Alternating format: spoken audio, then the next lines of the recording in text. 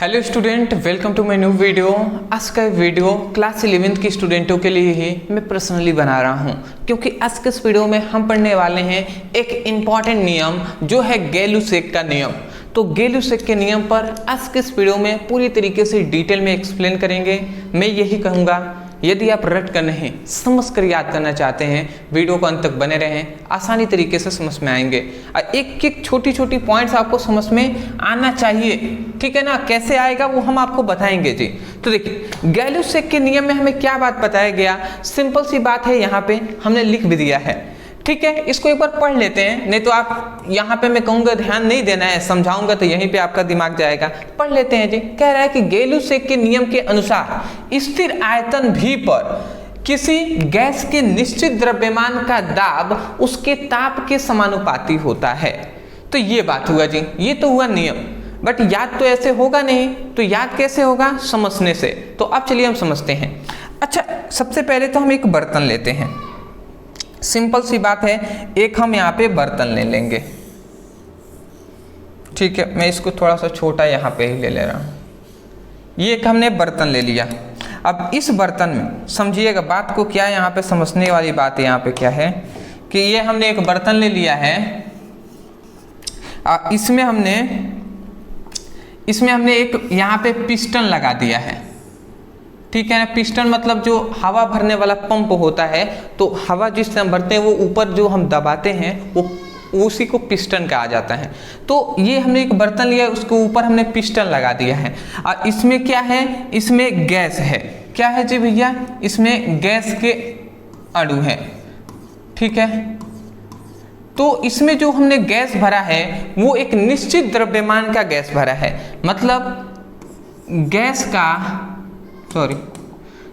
का निश्चित द्रव्यमान है, गैस का निश्चित द्रव्यमान।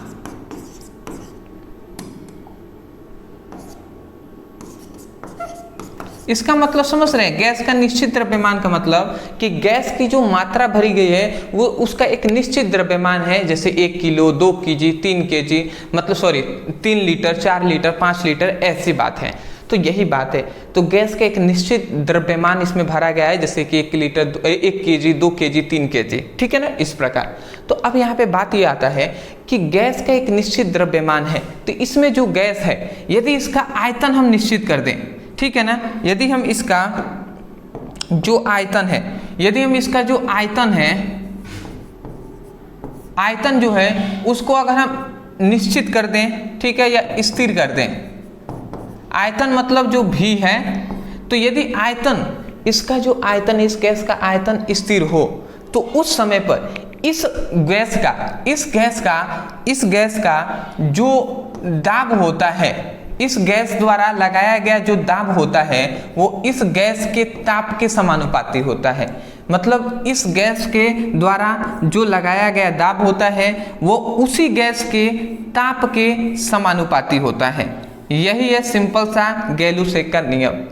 बात आप समझ रहे हैं। अच्छा, एक एक छोटी छोटी पॉइंट बताऊंगा। सबसे पहली बात कि आयतन स्थिर कैसे हुआ, क्यों हमने यहाँ पे पिस्टन लगाया है, क्योंकि पिस्टन हमने लगा दिया तो इस गैस का देख रहे हैं लंबाई, चौड़ाई, ऊंचाई इक्वल है कि नहीं, हमेशा ऐसा ही रहेगा। पिस्टन है तो अब पिस्टन को, अगर पिस्टन ना हो तो कुछ और अगर रखे होते तो हो सकता है गैस इसमें से निकलने लगता तो आयतन बढ़ जाता।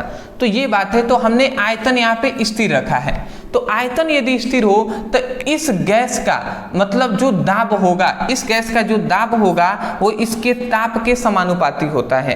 तो यही तो बात हम कह रहे हैं कि गैलू-शेक के नियम के अनुसार स्थिर आयतन पर किसी गैस के निश्चित द्रव्यमान का दाब उसके ताप के समानुपाती होता है।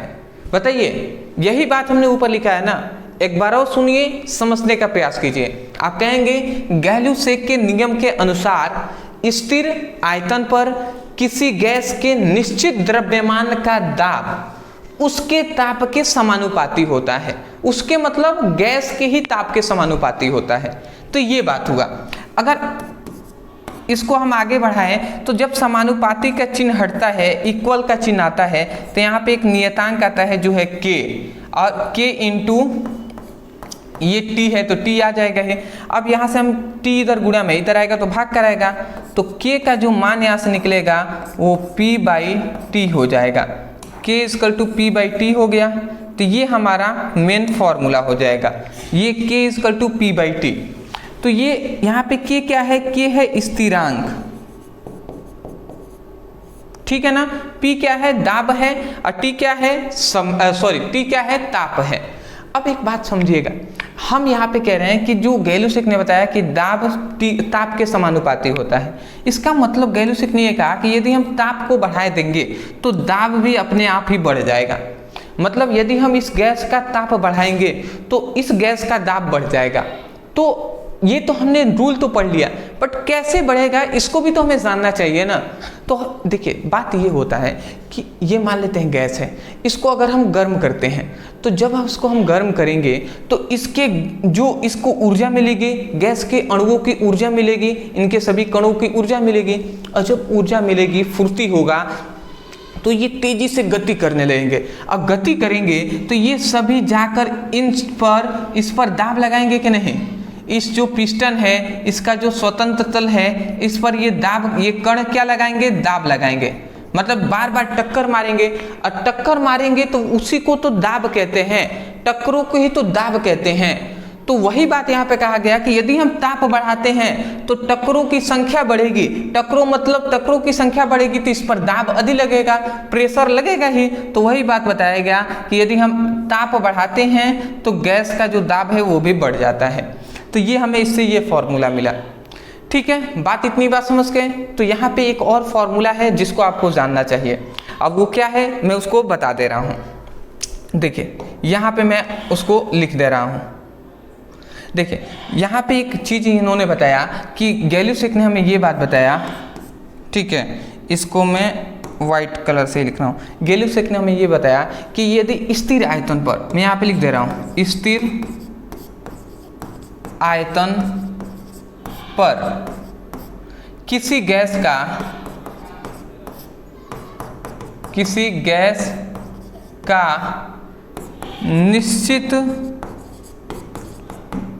निश्चित द्रव्यमान का प्रारंभिक ताप यदि T1 हो, प्रारंभिक ताप क्या हो, T1, व दाब क्या होगा, P1 होगा हो, ठीक है। सबसे पहली बात इन्होंने बताया कि स्थिर ताप पर किसी भी गैस के निश्चित द्रव्यमान का यदि प्रारंभिक ताप यदि T1 है तो सिंपल सी बात है, यदि ताप T से T1 हुआ है तो मतलब P से P1 भी दाब भी होगा, क्योंकि अगर इसको हम बढ़ा रहे हैं तो इसका भी मान बढ़ेगा, इसको घटाएंगे तो इसका भी घटेगा, मतलब ये T1 हुआ तो ये भी P1 होगा दाब, ठीक है। तो यदि ऐसा होता है तब यदि इस T को, मतलब ताप को T2 करने पर, ठीक है ना, मतलब यदि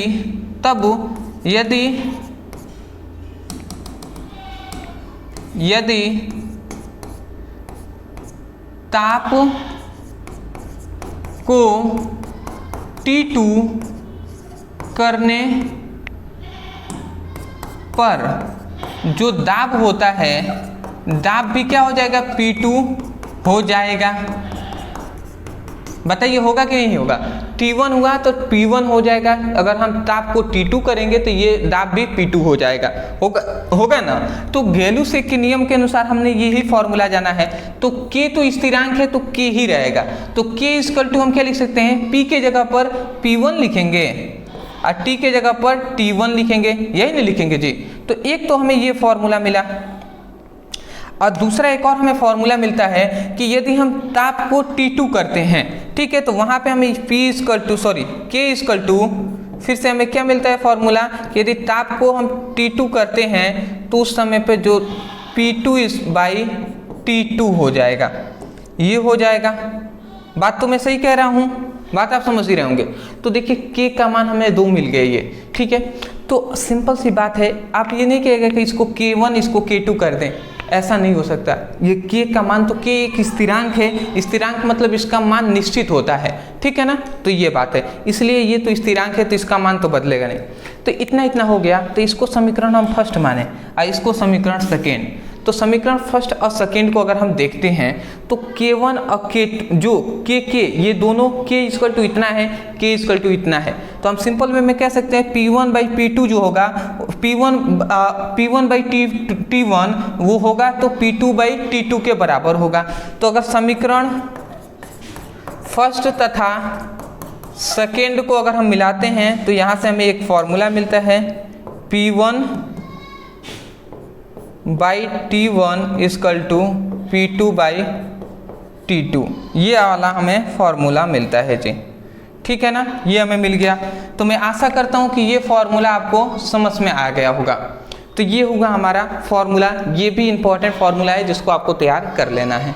तो ये हुआ गैलू-सेक का नियम। सबसे पहले गैलू-सेक का नियम लिखेंगे, उसके बाद साइड में फिगर बना लेंगे।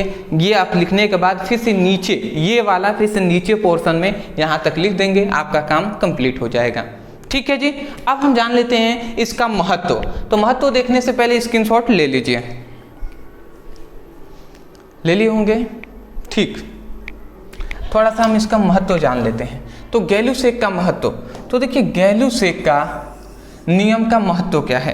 तो गैलू-सेक ने एक सिंपल सा नियम क्या दिया है कि यदि हम मतलब P समानुपाती T, यदि हम ताप के मान को बढ़ा देंगे तो दाब भी बढ़ जाएगा। यही बात है ना, तो समझिएगा। सबसे पहले इसका महत्व है कि वाहन के टायरों में, वाहन के जो टायर होते हैं टायरों में गैस का दाब गर्मियों में बढ़ जाता है जबकि सर्दियों में घट जाता है। ठीक है ना, सर्दियों में घट जाता है। बिल्कुल बात सही है। क्यों गर्मियों में टायरों का जो दाब होगा वो बढ़ जाएगा और सर्दियों में घट जाएगा? क्योंकि गर्मियों में गर्मी ज़्यादा होता है, मतलब कि ताप अधिक होगा। और ताप अधिक होगा तो यदि ताप अधिक होगा तो ये बताइए दाब भी तो अधिक होगा ना। तो इसीलिए गर्मियों में जो क्या कर रहा है, वाहन के टायरों में गैस का जो दाब होता है वो गर्मियों में बढ़ जाता है। क्यों बढ़ा, दाब क्यों बढ़ा? क्योंकि ताप बढ़ गया गर्मी में। और सर्दियों में क्यों कम हो जाता है? क्योंकि सर्दियों में ठंडी रहती है, ठंडी में क्या होगा, ठंडी में ताप का मान कम होगा तो दाब का भी मान कम हो जाएगा। बात समझ गए जी? ठीक है ना, आप समझ गए होंगे। दूसरी बात देखिए, सिलेंडर में गैसों का दाब बढ़ाने के लिए, सिलेंडर में गैसों का दाब बढ़ाने के लिए गर्म पानी में रखा जाता है। अच्छा, एक बात आपने देखा होगा, शादी ब्याह में आप देखे होंगे कि जब खाना बनता है, ठीक है, जब भोजन बनाया जाता है तो एक गर्म मतलब जो खाना बनाने आते हैं वो क्या करते हैं, वो क्या करेंगे कि एक गर्म पानी करेंगे, उसमें गर्म पानी में सिलेंडर को रख देते हैं और उसके बाद वो उसका यूज़ करते हैं। क्यों ऐसा करते हैं? क्योंकि सिलेंडर में से सभी जो गैस है उसको निकालने के लिए ऐसा किया जाता है। क्यों? क्योंकि मान लेते हैं जो सिलेंडर है, ठीक है ना, ये एक सिलेंडर है, सॉरी, ये सपोज डैट ये एक सिलेंडर है, ठीक है ना। मैं उतना अच्छा फिगर नहीं बना पाता, बट ये एक सिलेंडर है। अब इसको अगर हम ताप देंगे, ठीक है ना, इसको हम ताप दे रहे हैं, तो ताप देंगे तो इसके जो अणु है वो तेजी से गति करेंगे। तेजी से गति करेंगे तो इस पर टक्कर भी तो तेजी से करेंगे ना, नीचे एक भी रहेंगे नहीं, तेजी से टक्कर करेंगे इस पर। और जब टक्कर करेंगे तो दाब बढ़ जाएगा, दाब बढ़ जाएगा तो इसका मतलब गैस जल्दी जल्दी निकलेगा और अधिक निकलेगा, इसमें एक भी बचेगा नहीं।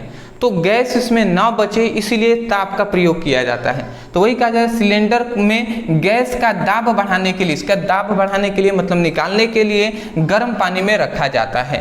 तो ये कॉन्सेप्ट कहाँ से आया? गैलू-सेक के नियम से ही आया है। मैं आशा करता हूँ कि आपको ये वीडियो बहुत ज़्यादा पसंद आए होंगे और समझ में आ गए होंगे। अदरवाइज मैं यही कहूँगा, समझ में आया है तब जाकर वीडियो को लाइक करके चैनल को सब्सक्राइब कर दीजिएगा, क्योंकि आपकी सपोर्ट की बहुत ज़्यादा ज़रूरत है। तो मिलते हैं एक नए टॉपिक के साथ एक नए वीडियो में। Thank you so much for watching this video. Thank you.